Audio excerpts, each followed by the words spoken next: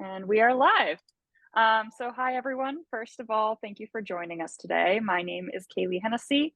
I'm the director here at Abigail Ogilvy Gallery in Los Angeles, and I'm so excited that we'll be hearing from artist Leeza Meksin and curator Sam Adams as they discuss the works most recently on view at our gallery space in Los Angeles.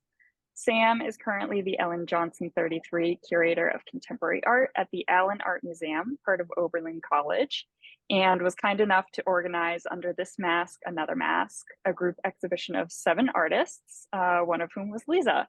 So we've been so grateful to the both of you for sharing your creative visions with our audience. And in the interest of time, I am going to hand things right over to Sam. Thank you, Kaylee. It has been a joy to work with you and with the gallery. And Leeza, so glad to have a moment to just celebrate your work. This was a chance for me to gather together some of my favorite artists, some of the best colorists that I know. And I just want to highlight 2 aspects of your practice. One is your mentorship of other early career artists, both as the co-founding director of Ortega y Gasset projects in Brooklyn, and also as a professor at Cornell University. So I feel like that your ability to bring people into your orb and to kind of promote their practices is really inspiring. And then also just to say that we have known each other since 2019, when I was a curatorial fellow at the De Cordova Sculpture Park and Museum, which where my colleague commissioned you to do a new outdoor sculpture. And you created these 2 riffs on the building's architecture that were kind of like tents, but they were also kind of like vaginas and sex harnesses. And we have family audiences with young boys and girls running in and out of these kind of vaginal openings. And so just your ability to really transcend gender and gender binaries is something I really admire in your work. So yeah, I would love to maybe hear about the body of work that you're presenting at Abigail Ogilvy, maybe first, or anything else you would like to say to start. Yeah, thank you so much, Sam, and thank you so much, Kaylee.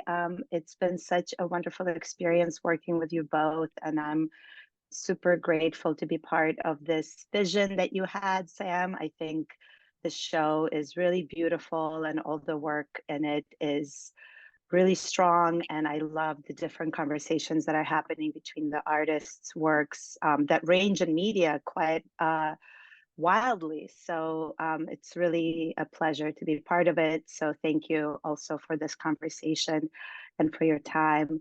As far as this work, I love what you said, by the way, Sam, about the turret tops at De Cordova being these giant harnessed vaginas that, you know, unsuspecting children got to run in and out of. But you know what? Children come out of vaginas all the time and nobody thinks it's obscene. So I just thought, let's make some art about it. But about this body of work, which of course relates to the turret tops as well, although none of the work in this show is like a site-specific installation. However, the door piece is a site-responsive piece, and it responded to the site where it was being made. So this is part of an ongoing project called the False Doors series, in which I take the dimensions of doors in the various studios I've occupied since 2019 and create replicas of their scale and proportion and overall structure, but then kind of give myself permission to do whatever I want within that structure. So this particular piece, the twin doors to the Golden Egg, I started at Chinati, where there was this amazing double door in my studio that I kept open into the backyard of this sort of Adobe architecture. And it was out of very warm colored wood. And so it was always glowing in the Texan sun, and really felt kind of like an anointed space. And yellow is my favorite color. So as you could see, and I use it quite a bit in other works as well. But for the false doors, I was really interested in this idea that, like, the ancient Egyptians thought that the spirit needs uh, something similar to a door in order to pass from one type of reality to the next. And that idea really appeals to me because I also think a lot about how our bodies are constantly in conversation or in some kind of friction with the architecture that we find ourselves in, right? So our bodies have no straight lines or right angles, and yet we're constantly in rectilinear box-like structures that are only straight lines and right angles. So I thought it would be interesting to make doors out of linen that I stiffen in layers as I kind of make the composition. And because then they're both rectilinear and not. So they're kind of, they do look overall like a door or rectangle, but they're also constantly breaking it up with like slight variations and kind of like an awkward in between quality. It's not fabric anymore because it's stiffened, but it's not wood either. So that's kind of what I was thinking about with the door pieces. Um, and as I said, it's a project that is, you know, I am still working on. Every time I move to a new studio, I make the doors that sometimes there's multiple, sometimes there's just one. What you just described, it really shows how you're straddling the discourses of painting, architecture, and fiber arts. Both the way that architecture can constrain or confine us, and how you're so interested in bodies being able to emancipate themselves from those confines. Your amazing work with textile, thread-based work, and painting, which is, you know, historically in this cliche is discussed as a portal or a window into another realm. So like what you just described also. I wonder, could you maybe flip through and show us a few of the other architectural motifs in these works and why or how you came to settle on those specific architectural structures or column forms? Sure. Oops. Let's see. Oh, all right. So let's see if there's, maybe I'll go to some detail shots of individual works first. I saw that you put this in. I was so happy to see Hatshepsut Mortuary Temple, which is a sublime structure. I'll come back to that in a second. I have a photograph of it embedded in this painting called Whole Hatshepsut. And the structure is actually upside down. And this is part of also kind of an ongoing project in which I make work kind of dedicated or in like my homage to Hatshepsut, who was perhaps the first trans or cross-dressing monarch in the history of the world. She very famously said that as a pharaoh, she gets to wear the pharaoh's garb, which included a false beard. And it was really kind of a huge to-do in the ancient world because that was something only males could do. But in her view, she was the pharaoh and she belonged in this outfit. So I really love that she saw that the false beard and the whole like male outfit was hers to claim. But of course, she suffered the consequences of her boldness by then being literally chiseled out of the record by her nephew, who took the throne after her, and was, you know, very unhappy that she ruled. She ruled for over 20 years and brought Egypt into a time of great prosperity, and it was kind of the golden age of art and architecture in Egypt. She made, under her guidance, all these incredible monuments were built, including this mortuary temple, which had all the statuary of her in it. So when she passed, her stepson, I'm sorry, I think I called him a nephew, but he was actually her stepson. He had all of the statues hauled out from the temple and from all over Egypt and thrown into a nearby quarry. So like a bottomless pit in his mind. He just kind of out of sight, out of mind, and then literally had her chiseled out of the record. That was often right in the walls of the temples. So they went in and took her out. And for about 2 millennia, if not more, we didn't even know she existed.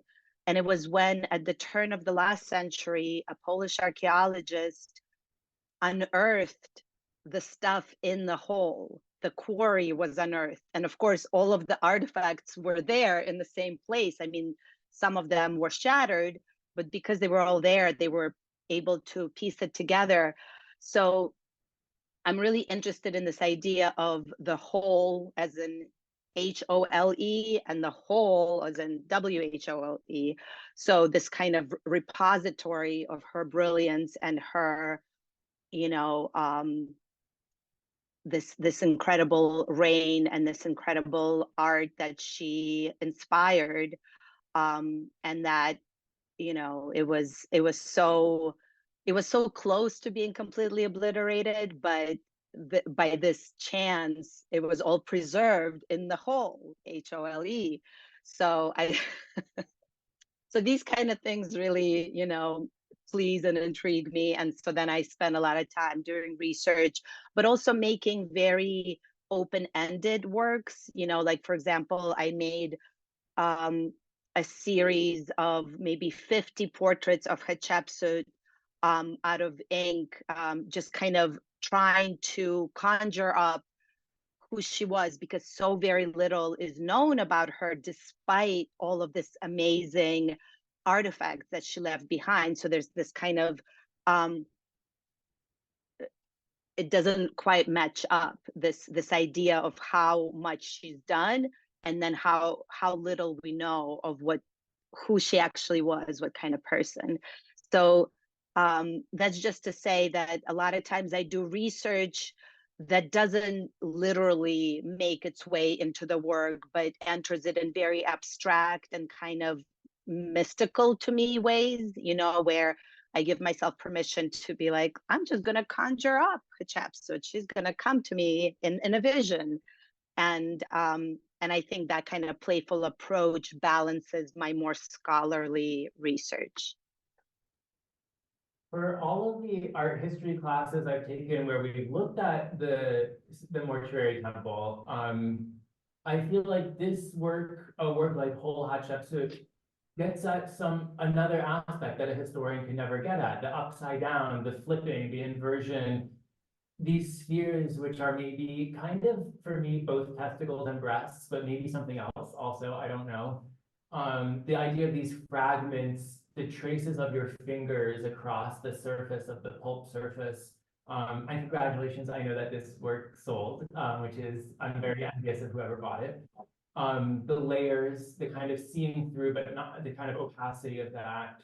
And actually, I wanted to ask about your research into architecture. You happen to now be a professor at one of the top architectural training programs in the country, at Cornell, which you're surrounded by amazing, amazing structures, kind of iconic buildings. But I think that your work with architectural forms predates that. Actually, how have you come across these different forms, like the different columns that you reference? And yeah, what's your research process like there? Yeah, well, first of all, I just want to clarify that I don't teach in the architecture department. I teach in the College of Architecture, Art, and Planning, but most of the courses that I teach are offered in the art department. But I do have architects taking my classes, and of course, I get invited to join the architecture critique. So I do have quite a bit of interaction, which I love. And that was one of the reasons that I was attracted to this job, because previously I was at Columbia for 6 years, and the School of Architecture and the School of the Arts are two separate entities. And there was really no discourse that I could perceive or find to get to be a part of. So one of the things that I was really excited about with this job at Cornell is the idea that I could collaborate with architects a little bit more directly and get to listen in or kind of sit in on what kind of concerns they have. My interest in architecture actually started way back in the day when I was a little kid. My grandfather was an architect, my paternal grandfather, and he was a huge influence in my life. I grew up in his apartment in Moscow, and he taught me, how to look at things. He taught me how to notice things that are unusual and how buildings tell stories and how buildings are connected to both history and art. And he also showed me the kind of the pleasure of being an artist, because he had his drafting table was right in his room. It was like a 3-room flat, and his bedroom was also his studio. And late at night, he would take a cold shower, brew himself a Turkish coffee, and then with like a lot of relish, get to his drafting table and just get to work. And I just remember as a kid seeing that and thinking, that's what I want. Like, I want to do something that I love so much that I want to stay up the whole night doing it. So he was really a super influential figure for me, both because he actually trained me and trained my eye and really encouraged my painting and the ceramics I was doing as a kid. But also because I kind of feel like his architectural training somehow percolating through my DNA. And funny enough, on the other side of my family, now that I got into the genealogy stuff, on my maternal side, I have family who were into fabrics and textiles and worked in dye, worked in Uzbekistan, making the ICAT prints fabric. So, which I also feel like when I see it, I'm like, that's in my blood. I feel that stuff. But to answer your question regarding these particular architectural forms, I got really interested in the Ionic columns a few years ago because of how they are so similar to bodily forms, like more so than Corinthian or Doric. It's really the Ionic that kind of reference these with these kind of round shapes at the top. To me, they reference breasts or eyes or something much more organic than the or not, let's say not organic, but more like bodily than like the Corinthian overgrowth that feels more like plant life. So I started playing with kind of transforming the Ionic columns into these like playful caryatids that are bending and making space for these other orbs that are kind of abstracted, but in my mind they're balls, they're sacs, they're breasts, they're all these kind of bodily things that maybe sometimes are considered below the waist. And I'm like, well, actually they're up there, they're not below the waist. Look at all these buildings of grandeur and kind of like civic life that have this architecture, and that it's so common that we don't even notice it. But it is huge, and kind of when you walk into City Hall, you feel that it's a different kind of building. You feel that the architecture of the building is kind of guiding you to realize your own smallness, your own lack of significance in comparison to the grandeur of whatever the state, the government. And I think that's really what I'm talking about with this drawing, Supreme at the Court. I made several drawings in this series that was all around the Supreme Court decision overturning Roe versus Wade, and kind of thinking about the court's desire to control the female body, but at the same time its inability. It's kind of like just a structure that can't accommodate this obscene sexual overripe organ that is just going to be the supreme in comparison to the Supreme Court. So that's kind of the story that I tell myself when I, I'm filled with rage about these issues, and find a way to kind of process my feelings about it in the studio, and this is what comes out. And you're also looking back to antiquity a lot. So in a lot of ways, the architectures of our contemporary moment can be seen as they will be ruins in the future also. So like, I mean, our bodies will also return to dust, but and I love that you brought us into your heritage a little bit, because actually I'm always interested in what do you bring from your early childhood in the former Soviet Union. And I don't think I realized that about your grandfather being an architect, but I knew that a lot of the textiles that you use come from that. And, like, this is my own kind of problem, that I'm very binary, I think, in the way I think of things, but I think that a lot of fiber and textile art work is associated with femininity in a way, and architecture is often, I think, associated with masculinity for some of the reasons that you mentioned, because it's like literally these huge phallic shaped things in the middle of our cities. So like it has that kind of idea of muscularity, but are you kind of, I feel like those ideas of gender are like, they cease to function in your work a little bit, but you also are playing with them a little bit, this kind of push and pull.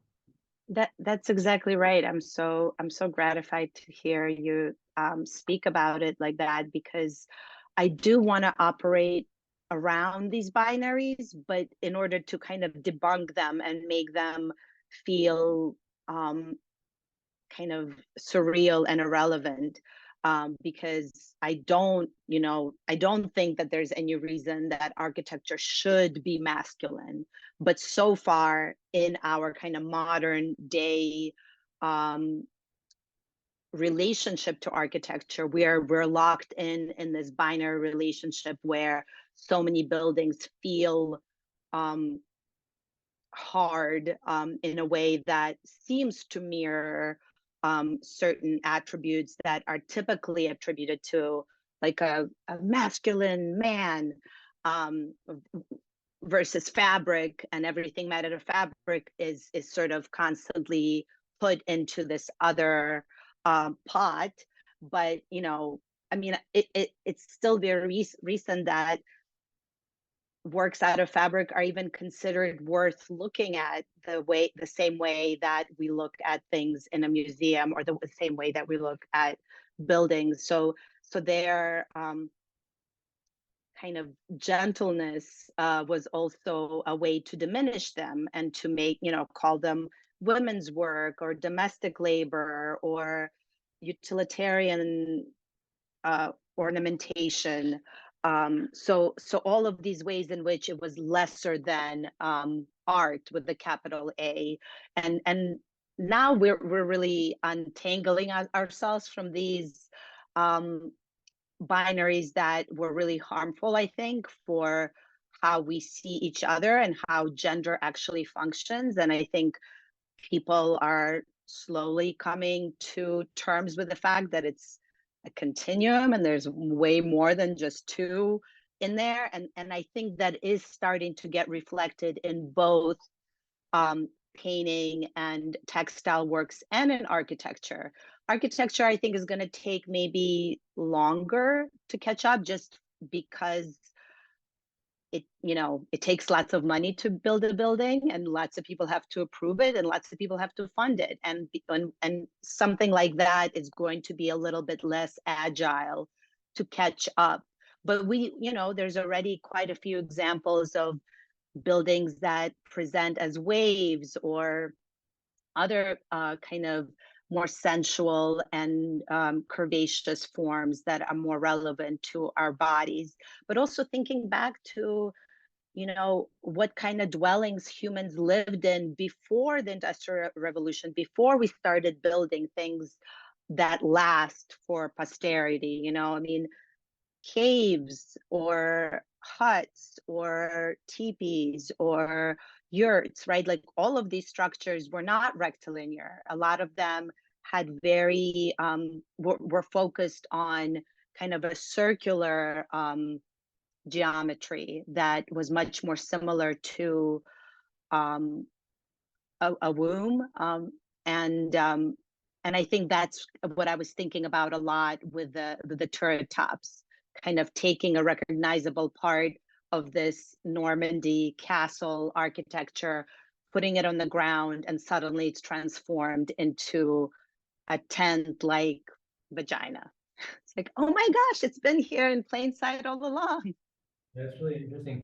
Can we flip through to see a few of your other works in the exhibit? I love what you just said. I kind of think of some of your artworks as in drag, as like, yeah, masquerading in some way, or Absolutely. Well, I definitely think of my, when I started wrapping buildings in spandex or making spandex outfits for buildings, that was work that I started like in 2011. Those were, I explicitly called them architecture and drag. So in my mind, I was kind of queering architecture. I was suggesting that by playing dress up, by putting a building in a spandex outfit, it actually does something radical to its perceived gender, that, it's no longer the same kind of, the same pronouns can no longer be used for that structure.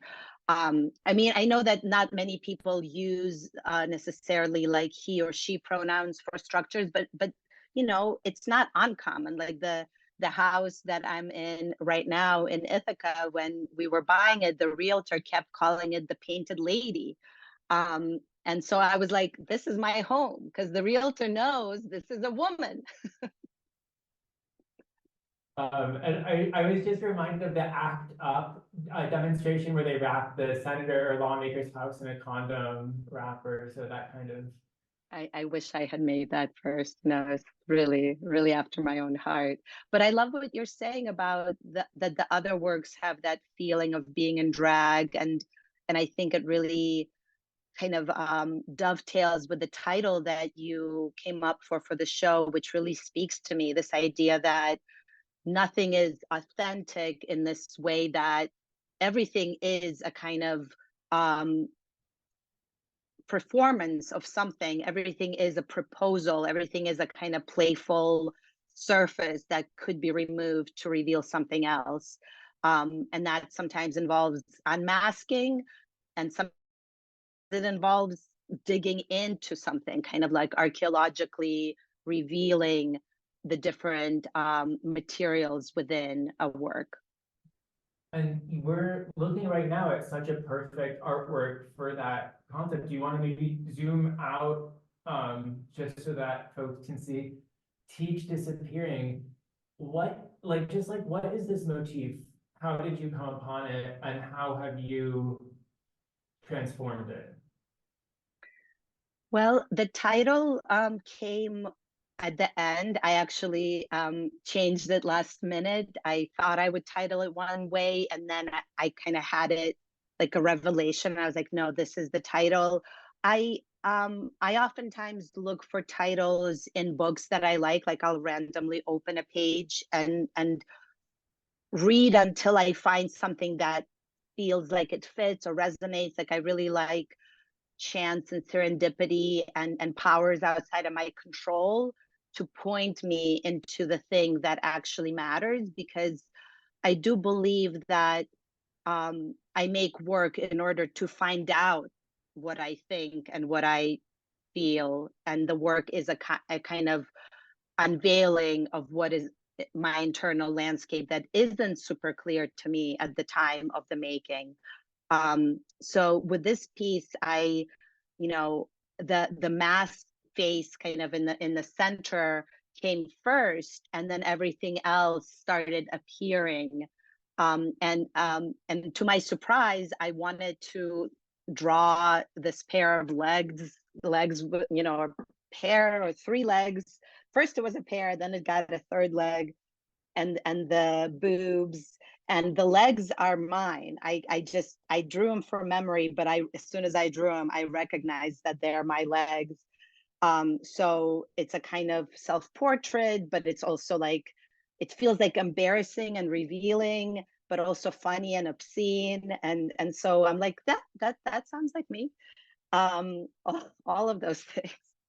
So I don't know. I mean, I'm really interested in this three-legged creature and how ancient it is. Like I noticed you put in, well, maybe I'm going, yeah, this Sicilian symbol that I also love, but I wasn't even thinking of it directly until that image appeared in my painting. And then I was like, wait, this, I know this. Why do I know this? And then I started searching and found it and was like, oh, this is coming back.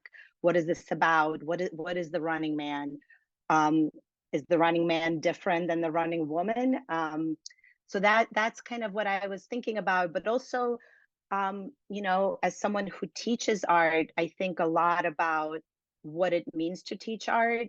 What is it that I have to teach, and